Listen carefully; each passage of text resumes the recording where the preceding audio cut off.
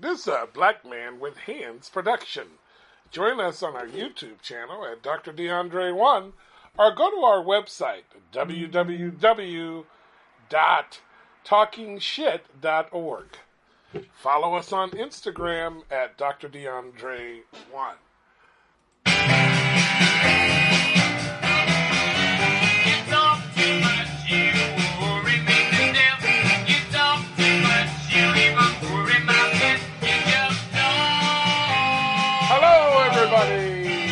Welcome to another edition of Talking Shit.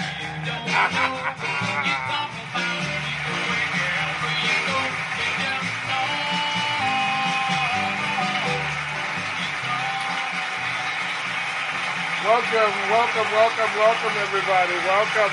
Welcome to another edition of Talking Shit. I started the show off with a song from Frankie Ford titled You Talk Too Much, and I'm referring to fucking Dick Cheney.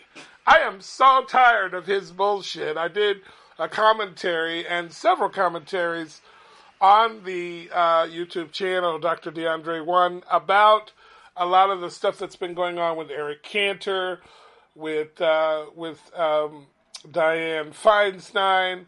They're all circling in the water like shark after my president.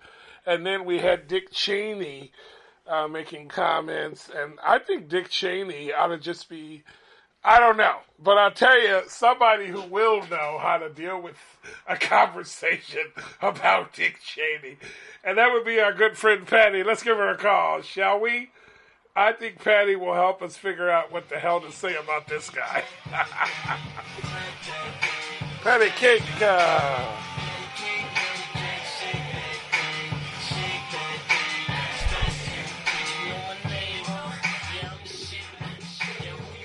Come on, Patty.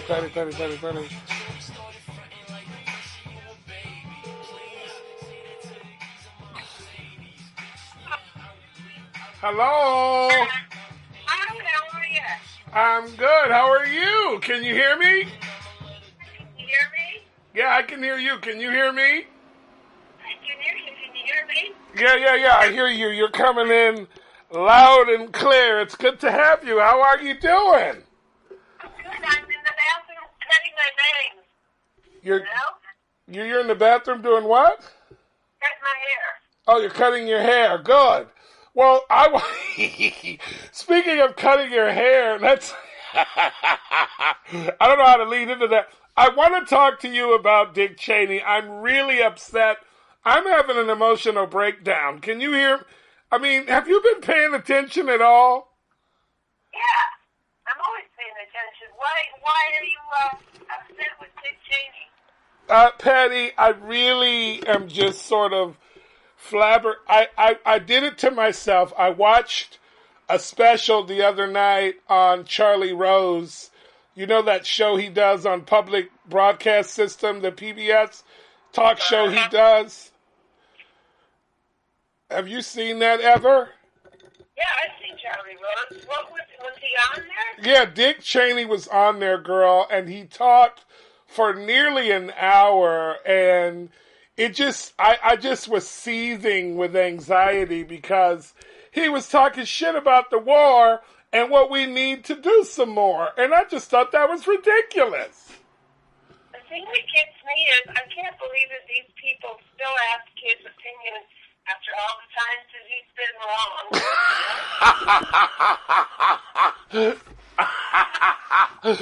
Isn't it? He's got no credibility. And he shoots people in the face, you know? He shoots people in the face and he has no credibility. Absolutely. And I just think that for anybody to be seriously having a conversation with Dick Cheney about the Middle East or any foreign policy, it's just, they don't really want an answer. Is that right? You'll notice they never asked,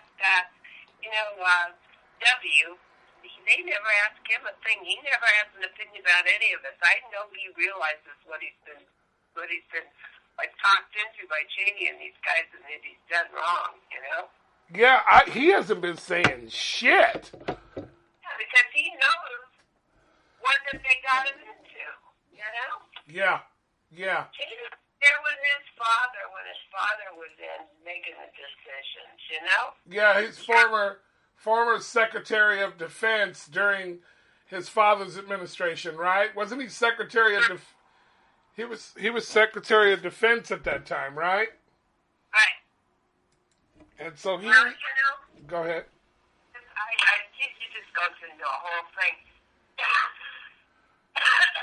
Have you been reading at all about the whole thing in Iraq and how it all started in World War I? Well, it's an old conflict. I don't mean to sound as ignorant as I probably am, but doesn't it kind of remind you of the Hatfields and the McCoys? I mean, they never... It just seems like, okay, what is basically the conflict based on what you know? What is this all about? Okay, in a nutshell, 60-second overview of the whole thing. That whole region, the whole Persian region, like 400 years was ruled by the Ottomans, and everybody had their own, like, little area. The Sunnis, the Shiites, the Kurds, all the different sects, but they were all under the umbrella of the Ottomans, like, the sultans and the potentates and all those guys. So, anyway, in World War I, they sided with the Germans, which was a mistake because the Germans lost. So, as the spoils of war, the British got them and cut up their areas. Do you remember that movie, Lawrence of Arabia? Right. Yeah, that's the guy that says, okay, that's that time in World War I where, he said basically you can't cut up and make states out of all these places because this is like a tribal territorial area, and there's tribes within the Sunnis and there's tribes within the Shiites and the, sects and subsects. But what they're doing is they carved them all up and made these fake states, and they was okay under the dictator Saddam Hussein. He had them all under their thumb. But now, all hell's broken loose, trying to go back. I think they're trying, that ISIS is trying to get them back to where they were before under the Ottomans. So don't you think that our real and permanent and only interest in this area is because of the oil? Bingo. I mean, Dick Cheney was given $20 million by Halliburton when he left Halliburton to really dive further into the catastrophe in Iraq, and I believe he's just trying to earn his $20 million. Yeah, that's true. And that's why they're going into the Ukraine, because there's a pipeline that goes down through there. Oh, so they're interested in that now, too. Yeah. Okay. Yeah, the whole darn thing, and, Well, I think in order to get the Republican Party interested in domestic issues or interested in their own country, we should start threatening them and telling them that we're going to use the oil in our country. And if we tell them we're going to use the oil reserves and dig for oil in our own country, then do you think they would take a legitimate interest in their own country? No. I don't know. What are we going to do to get these people to really help people? There's a good article. I can send you this article that they wrote. This guy saying, this guy that wrote it is a 1%er, and he's saying, all you 1%ers, look out because they're going to come with pitchforks after you. Yeah, I don't think the 1%ers have as much protection as they think they do. And furthermore, I was looking at some of the labor disputes with McDonald's, the restaurant McDonald's. I don't know if you've been paying attention, but a lot of people are really serious about earning more money on the job. Oh, yeah. Oh, yeah. Well, most of the country wants a increase in the minimum wage, and Congress won't do it. So, I don't know what the answer is there. Okay, and I got a final question now. How long have you been married? Married? Yeah, how long have you been lawfully married to your husband? No, we're not lawfully married. Well, how long have you been with him? 98, 99. Okay, so since you've been with him, the more rights that the gay community gets, how does that threaten your relationship with that man? Not at all. Aren't you worried about people who say that gay marriage is scary to their alleged straight relationship? Gay agenda. They're talking about the gay agenda, Well, I'm more worried today over the Citizens United thing with the Hobby Lobby deal, What's going on with that? The Supreme Court voted that the Hobby Lobby doesn't have to pay insurance for contraception to their employees. Hello? So anybody can put in any amount of money they want?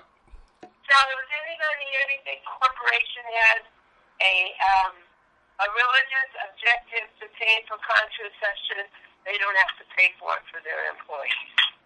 Wow. So they ruled on that? Yes, they did. And you got to watch that, because you know what the next one is going to be. It's like, I'm a baker, and I don't want to make a wedding cake for a gay couple because I don't believe in gay marriage. So I guess we don't have to anymore, Yeah, we can openly discriminate against people based on their gender and who they choose to love. It's ridiculous. I don't know. Anyway, we are still planning to come out to your house, and we're going to do it right after the 4th of July because we need some of that microwave chocolate cake.